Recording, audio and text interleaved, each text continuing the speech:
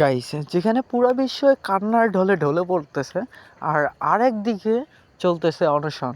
Guys, অনশনটা এই জন্য যে ইসলামের একজন রক্ষক এইভাবে যে পৃথিবী ত্যাগ করবে সেটা কেউ কখনো কল্পনা করতে পারে নাই। ঠিক আছে, আমিও কখনো ইমাজিন করতে পারি নাই যে এরকমটা হবে আর আমার এইটা নিয়ে একটা ভিডিও বানাতে হবে। আমি এটা কল্পনা করতে পারি নাই। গাইস, আমাদের হচ্ছে যে শীর্ষ নেতা যে, ঠিক আছে, ইসলামকে এতদিন ধরে প্রোটেক্ট করে আসতেছে, ঠিক আছে, তাকে এইভাবে প্ল্যান করে মারা হয়। ঠিক আছে, আর সেখানে পুরো ইরানবাসী কান্নার ঢলে ভেঙে পড়তেছে। আর ইদানিং ইদানিং না, এই কয়েকটা টিভি চ্যানেল এটা করতেছে যে ধরেন যদি বেনিয়ামিন নেতানিয়াহুর এই প্ল্যানে, ঠিক আছে, যদি সাকসেস না হয়, যদি কোনোভাবে খামেনি বেঁচে যায় তাহলে কি একটা অবস্থা হবে। এখন অনেকেই বলতেছে যে খামেনি নাকি সুস্থ আছে, এবং এটা যেটা ছড়াইছে এটা ভুয়া নিউজ। গাইজ, এটা কতটা সত্যি এখন আমি অনেক ঘাটাঘাটি করছি, এটা আমি বের করতে পারি নাই। যখনই বের করবো এটা নিয়ে একটা ডেডিকেটেড ভিডিও বানাই দিব, কোনো সমস্যা নেই। এখন যেটা আছে পুরো বিশ্ব এটা বলতেছে যে ও যে একটা কক্ষ ছিল, ঠিক আছে, ওই কক্ষে বিশেষ একটা মিটিং চলাকালীনই এই যে মিটিং চলাকালীন সময় এই হামলাটা করা হয়। ঠিক আছে, এবং গোয়েন্দা সূত্রে যেটা জানা যায় যে এটা পরিকল্পিতভাবে, ঠিক আছে, এর ভিতরে থার্ড পারসন ছিল। থার্ড পারসনের হচ্ছে যে এভিডেন্স যেটা আছে, ঠিক আছে, তদন্তে যেটা বলা আছে যে থার্ড পারসন হচ্ছে যে এই লিক করার কারণে এইখানে এই একটা অতিরিক্ত হামলা চালানো হয়। আর এই হামলার ক্ষতিগ্রস্ত হয় হচ্ছে যে ইরান, আর তার মধ্যে ছিল এই যে খামেনি। এখন মেইন কথা হলো এইটা যে পুরা বিশ্ব মানে পুরা ইরান, মনে করেন যে পৃথিবীর তৃতীয় নাম্বার শক্তিধর দেশ, যাদের কাছে 17 থেকে 18টার মতো মিসাইল আছে।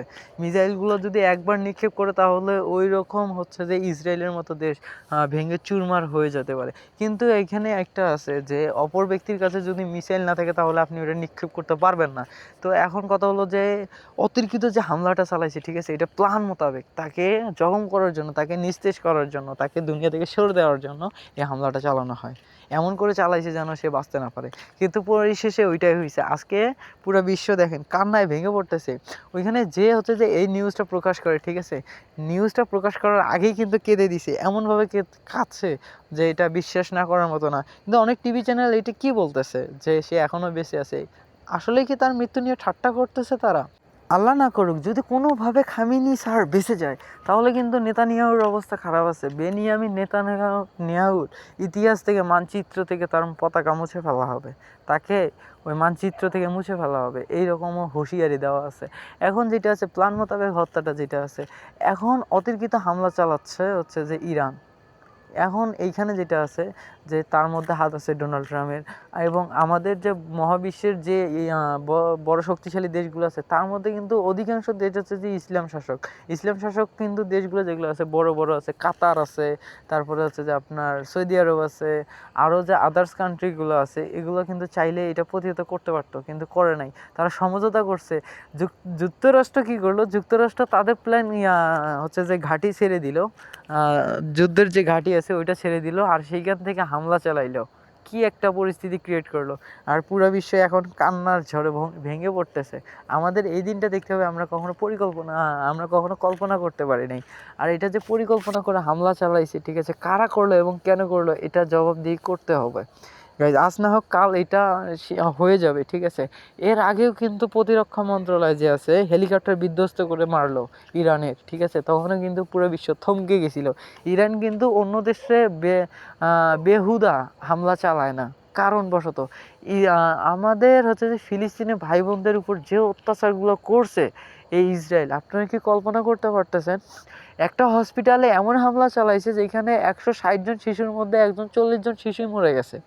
তাহলে এটা আপনারা কিভাবে কল্পনা করতে পারেন যে এই হামলাটা হচ্ছে যে অতর্কিত হামলা নয় এবং প্ল্যান মোতাবেক না?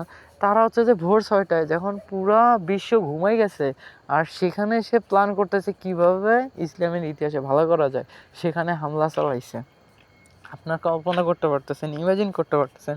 গাইস, ওইখানের পুরো বিশ্ব দেখেন আজকে থরথর করে কাঁপতেছে যে আমাদের কি হবে এবং আমাদের এটা কি হলো, এটা এই দিনটা আসবে। গাইস, ইসলাম শাসক অনেক একটা শান্তির শাসক, ঠিক আছে।